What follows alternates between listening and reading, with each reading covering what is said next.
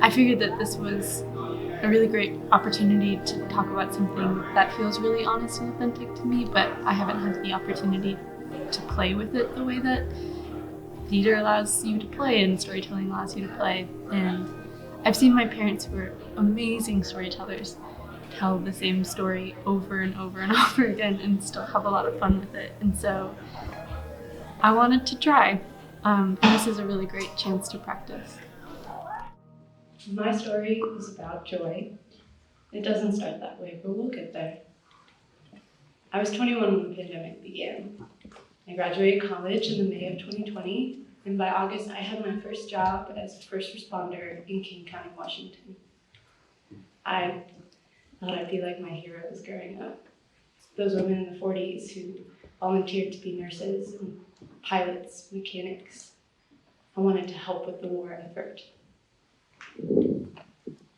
There is a version of this story where I tell you how bad it was. If you'll indulge me in a second, I'll remind you that as an EMT, I didn't just see people in respiratory distress in my ambulance.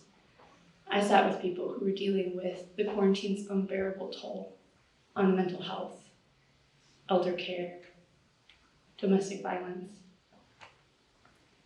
It took 9 months, and I burned out. Surprise. I was 22, and it felt like a fuse had blown out inside of me. But that is not what this version of the story is about. This version is about joy. I just need you to know where I'm coming from. I quit in the summer of 2021. I moved to Eugene to go to grad school, but I couldn't go to grad school. I was not in a healthy place, so I had to do something else. Saw a Craigslist ad to be a carpenter's apprentice, and for 4 months I sanded wood. One sunny day I got to ride my bike home. And then at the end of September, I remembered a story of a friend of a friend who had ridden their bike from Seattle to San Francisco, and I decided that I was going to do that. It took me 10 days for me to have this thought, quit my job, pick up my last paycheck, buy used gear at the gear exchange, put my shitty bike on a train, and stand in Seattle, ready to ride 2,000 miles by myself. And it took 2 days for me to pop a tire and realize that I didn't know how to do it. Luckily, Ray was there. Ray was another late season bike tourer who I met in Alma, Washington. Ray changed my tire and I followed him around like a lost puppy dog. Ray was this ex-accountant from Pasadena, California, who had made all of his money in Bitcoin in 2021. So he quit his job to travel the coast on his carbon road bike. Ray told me stories about his mother's cooking in the Korean restaurant that he grew up in, how his sister used to torment him, and how he knew that aliens were tracking him the way that scientists track orcas. Ray was my odd, paranormal belief, finance bro fairy godmother.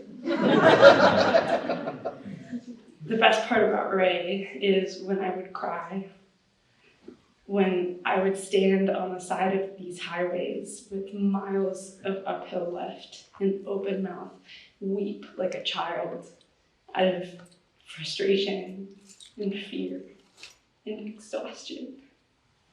He would simply put his hand on my shoulder and wait. And I would get back on the bike, and I would get those miles of downhill with a view of the ocean and the wind whipping the tears off of my face, and I would be happy again. Ray helped me get this undiluted tonic of self-confidence that I had never experienced before, and it helped me keep riding my bike through storms and many more flats. I made it only 1,100 miles south of Seattle, just past the Redwoods to Leggett County, California, where I stopped my trip due to record-breaking, at the time, atmospheric rivers. Call it climate change, call it God. Whatever you want to call an inevitable end, I was done, and Ray was not. So I watched him pedal through the puddles away from me. We connected only for a moment. Two strangers sleeping 15 feet apart for 3 weeks and biking hundreds of miles as if we had a bungee cord between us.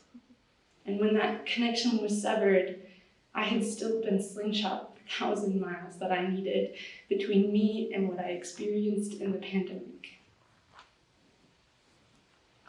Couldn't have done that alone. This is what I walked away with. The road has hills, and those hills will tear at my guts and overwhelm me and exhaust my will to keep going. And I will enlist the help of whoever is around to love, even Bitcoin fairies. And I will get through it, because on the other side is joy. Laughing and sobbing and quietly sitting in my tent as I listen to the rain fall. Joy. I can feel pleasure in a world that burned a hole through me. My story is about joy. We didn't start that way, but we got there.